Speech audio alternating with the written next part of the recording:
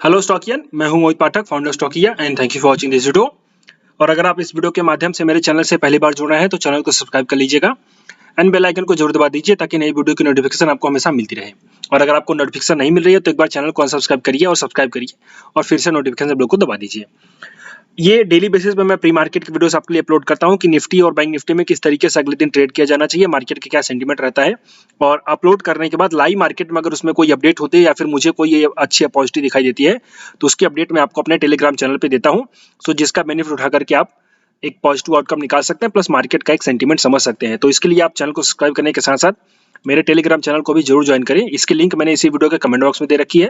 Plus अगर ना भी काम कर रही हो वहाँ पे लिंक तो आप सीधे सीधे स्टॉकिया इन्वेस्ट सर्च करिएगा टेलीग्राम पे और वहाँ पे जाकर के ज्वाइन कर सकते हैं। ओके, चलिए तो सबसे पहले शुरू करते हैं कि हम आज के लिए जो हमने प्लानिंग करी थी वो हमारा कैसा गया। तो निफ्टी में जो हमारी प्लानिंग थी, यहाँ से सेलिंग की प्लानिंग थी जो कि था 17,000 का लेवल, 17,100 का लेवल। इसके नीचे हम सेल करने का प्लान बना रखे थे और मार्केट गैप डाउन ओपन हुआ यानी कि निफ्टी, और यहाँ पे आपका पहले ही फर्स्ट कैंडल नहीं नीचे का इसका तोड़ दिया और इसके नीचे क्लोज हो गए। देन उसके बाद हमारा सेलिंग का था, तो यहाँ से आप अगर सेल करते तो ऑल द वे यहाँ पे आपको ये बेनिफिट मिलता। और मैंने आपको अपडेट भी किया सेल करने का, 9:20 पे मैसेज कर दिया मैंने कि भाई आपका 9:15 ये मतलब 5 मिनट की एक कैंडल क्लोज हो चुकी है और 9:20 पे मैंने अपडेट कर दिया कि आपको सेल करना है।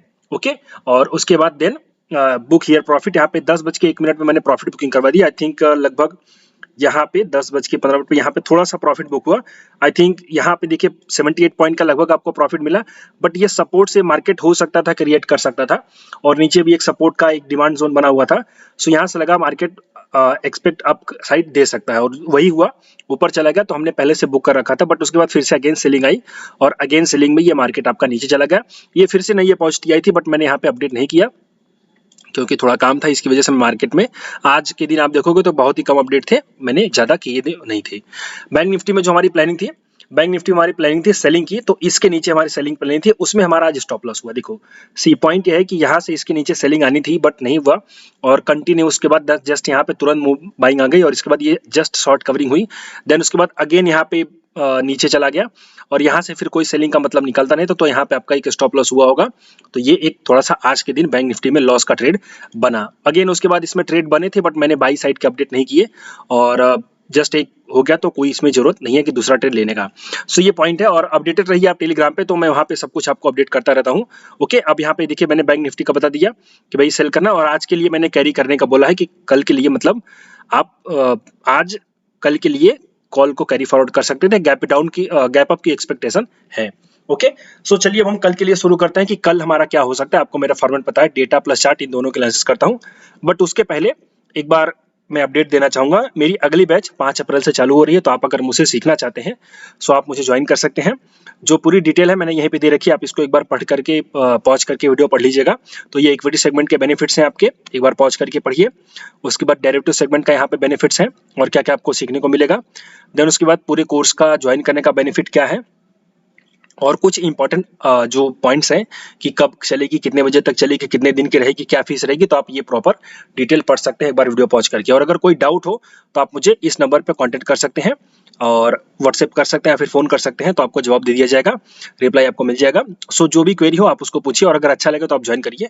अगर आप मुझसे सीखना चाहते हैं, डेली बेसिस पे जो मैं प्री मार्केट की वीडियोस अपलोड करता हूँ आपको वो बेनिफिट दे रहे हैं, तो आप जरूर ज्वाइन करिएगा। सो चलिए शुरू करते हैं। अब सबसे पहले डेटा देख लेते हैं। तो डेटा में मैंने आपको ये भी बताया था कि अगर मार्केट नीचे जाए और वहाँ पे पुट का वाई गिर जाए तो आप ये समझोगे कि मार्केट नीचे और जा सकता है। और वहाँ पे 17,000 का देखिए, अब यहाँ पे 17,000 रेजिस्टेंस बन चुका है। 17,000 अभी के हिसाब से जो कल सपोर्ट था आज वो रेजिस्टेंस बन चुका है और यही चीज आपको पता चल जानी चाहिए। मैंने कहा था ना सुबह 9:45 पे आप लगभग देखोगे, तो यहाँ पे आप देखोगे तो आपका 10:45, तो ये आपने मूव कैप्चर किया होगा, अगर ये वाला मूव कैप्चर कर सके होंगे तब। ओके, एज पर जो मैंने आपको एनालिसिस सिखाई थी। बट अब हम कल के लिए देखते हैं। सो यहाँ पे 17,000 का रेजिस्टेंस है और 16,900 का सपोर्ट दिखाई दे रहा है। 17,000 का सपोर्ट है बट उतना स्ट्रॉन्ग नहीं है, तो 17,000 पे यहाँ पे मैं एक बार चेक करूंगा कि कल कैसी पोजीशंस बन रही हैं। तो यहाँ पे सिंपली अगर मैं देखूँ तो 16,900 का सपोर्ट है और 17,000 का रेजिस्टेंस, मतलब बहुत ही टाइट रेजिस्टेंस है, मतलब नजदीक ही है, 100 पॉइंट की रेंज है। बट इनमें हम कल के चेंज को देखेंगे। तो कल अगर मार्केट ऊपर जाने लगे और 17,000 का पुट का ओआई बढ़ने लगे और कॉल का ओआई गिरने लगे, तब आप समझिएगा कि मार्केट थोड़ा सा ऊपर जा सकता है। लेकिन अगर कल मार्केट 17,000 के नीचे जाए, जो कि अभी आज है, और फ्लैट खुले या फिर नीचे जाने लगे, तो और अब मार्केट नीचे जाए और पुट का ओवाई गिरने लगे और कॉल का ओवाई बढ़ने लगे, तो आप ये समझोगे कि मार्केट और नीचे जा सकता है। बाय द वे, आप अगर यहाँ पे देखोगे तो आज के दिन में जो कॉल में एडिशन हुआ है 16,900 में, तो ये एडिशन लगभग हुआ है आज के दिन में कॉल एडिशन चेंज हुआ है लगभग 25 लाख है, 25 लाख कॉल का ओवाई ऐड हुआ है। दैट मीन्स ये नेगेटिव सेंटिमेंट बताता है। बट मैंने अभी कहा कि मैं पॉजिटिव यानी गैप अप ओपनिंग के लिए हूँ, तो एक्चुअली में यहाँ पे क्या होगा, शॉर्ट कवरिंग ट्रिगर होगी, देन अगेन उसके बाद सेलिंग आएगी तो आनी होगी। अभी के लिए जो आज का पोजीशन बना था डेटा सेट, इसके हिसाब से मैं बता रहा हूँ। ओके, चलिए सो अब हम देखते हैं कि लेवल हमें मिल गए। 16,900 हमारा सपोर्ट है, रेजिस्टेंस है 17,000 का, और चेंज को हम देखेंगे मार्केट में ओवाई को और उस हिसाब से अंदाजा लगाएंगे। कॉल का ओवाई कम गिर मतलब कॉल का ओवाई कम होगा यानी कि नीचे जाएगा तो हम समझेंगे और ऊपर जा सकता है, और पुट का ओवाई कम होगा तो हम समझेंगे मार्केट और नीचे जा सकता है। अब हम चलते हैं अपने लेवल्स यहाँ पे देख लेते हैं कि बाई कहाँ पे करेंगे, सेल कहाँ पे करेंगे। सो इसके लिए निफ्टी का ये देखिए लेवल, अब यहाँ पे आप समझिए तो ये एक सपोर्ट का एरिया बना हुआ था। यहाँ पे एक बार सपोर्ट लिया, दूसरी बार यहाँ पे एक सपोर्ट मतलब रेजिस्टेंस लिया, यहाँ पे एक बार नीचे आया सपोर्ट लिया, अगेन इसके बाद इसने रेजिस्टेंस का काम किया, अगेन यहाँ पे इसने रेजिस्टेंस का काम किया, बट इसका ब्रेकआउट हो चुका है, तो ये एरिया सपोर्ट का काम करेगा। ओके, तो यहाँ पे देखो एक बार गिरा सपोर्ट, अब जब सपोर्ट एक बार टूट जाता है, यहाँ पे देखो सपोर्ट टूट गया, तो सपोर्ट टूट जाता है तो वो रेजिस्टेंस का काम करता है, तो अब ये रेजिस्टेंस है, यहाँ पे देखो काम किया, देन उसके बाद अगेन यहाँ पे रेजिस्टेंस है, रेजिस्टेंस टूट गया तो अब ये सपोर्ट का काम करेगा, यानी राइट साइड अब ये सपोर्ट का काम करेगा।